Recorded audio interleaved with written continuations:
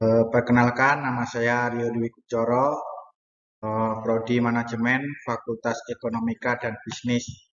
Nomor NPM 2231 10 11 0988. Di sini saya akan menerangkan tentang evolusi manajemen.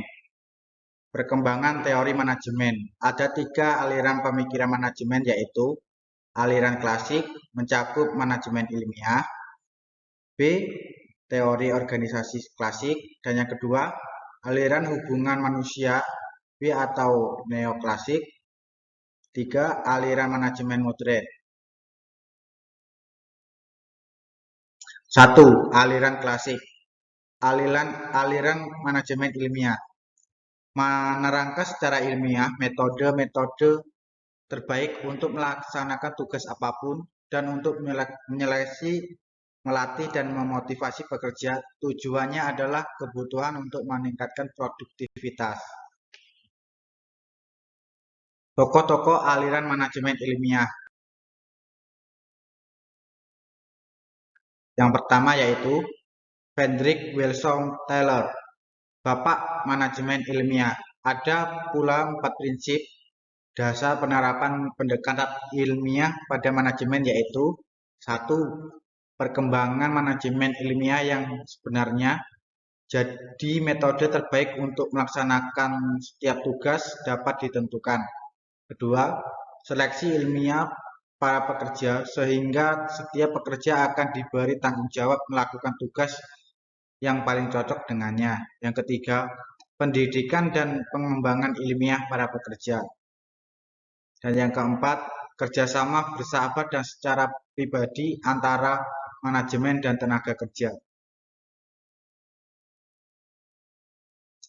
Dan menurut Frank dan William Gilbert, manajemen yaitu mempelajari kelelahan dan gerakan dalam bekerja serta memfokuskan pada berbagai cara untuk mendorong kesejahteraan pekerja individual. Gerakan dan kelelahan saling berkaitan. Setiap gerakan yang dihilangkan akan mengurangi kelelahan. Cara terbaik pengerjaan suatu tugas.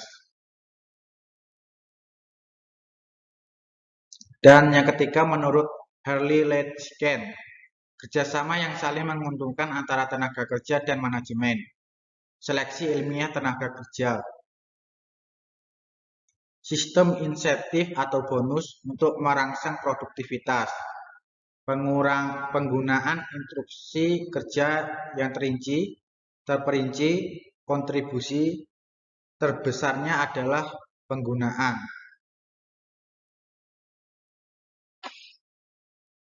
Tujuan akhir dari manajemen ilmiah adalah membantu para pekerja mencapai potensi penuh sebagai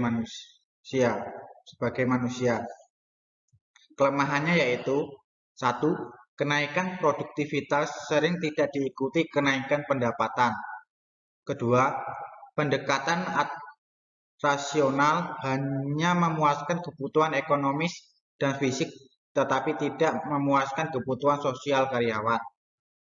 Dan yang ketiga, mengabaikan kepuasan kerja. B. Teori organisasi klasik menumbuhkan kebutuhan untuk menemukan pedoman pengolahan organisasi kompleks.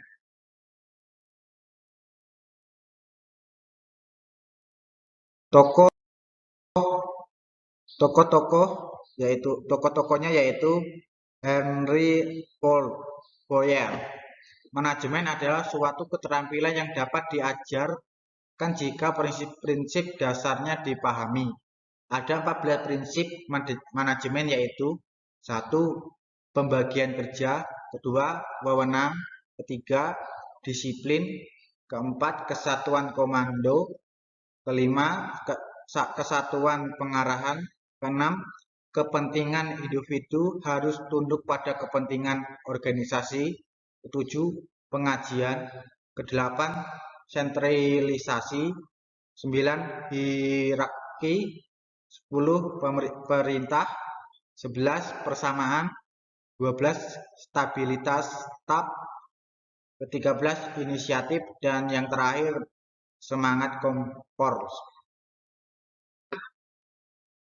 Max Weber mengembangkan teori bioreaksi, aktivitas dan tujuan diturunkan secara rasional dan pembagian kerja disebutkan dengan jelas. Bioreaksi organisasi dengan struktur formal dan hierarkis yang disahkan juga merujuk pada proses struktur formal di dalam sebuah organisasi. Digunakan untuk mendesain struktur organisasi yang efisien. Mary Baker Follet, manajemen adalah seni pekerjaan lewat orang lain. Memasukkan elemen manusia dan struktur organisasi dalam analisisnya.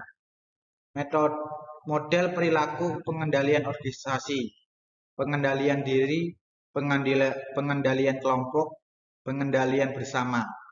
Pioner dalam aliran perilaku. Dan menurut Kester Eybrand, orang berkumpul bersama dalam organisasi formal tidak dapat mencapai tujuan jika bekerja sendiri-sendiri. Tetapi dalam mengejar sasaran organisasi, mereka juga harus memuaskan kebutuhan individual masing-masing. Zone of express area of action. Kecenderungan yang mengkondisikan individual dapat menerima perintah yang berada dalam rentan tanggung jawab atau aktivitas yang sudah dikenal. Semakin banyak aktivitas yang termasuk di dalam zona tidak penting, semakin lancar dan semakin kooperatif sebuah organisasi. 2. Aliran hubungan manusiawi atau neoklasik. Aliran ini muncul karena ketidakpuasan tentang apa yang dikemukakan teori organisasi. Klasik tidak sepenuhnya menghasilkan efisien produk dan keharmonisan kerja. Para manajer masih mengalami kesulitan karena karyawan tidak selalu mengikuti pola-pola perilaku rasional. Elster Mayo mengatakan bahwa bila manajemen personalia mendorong lebih banyak dan lebih baik dalam kerja, hubungan manusiawi akan menjadi baik. Bila moral efisiensi memburuk, maka hubungan manusiawi dalam organisasi juga terpengaruh menjadi buruk. Sehingga harus ditemukan faktor-faktor pemotivasi bagi karyawan.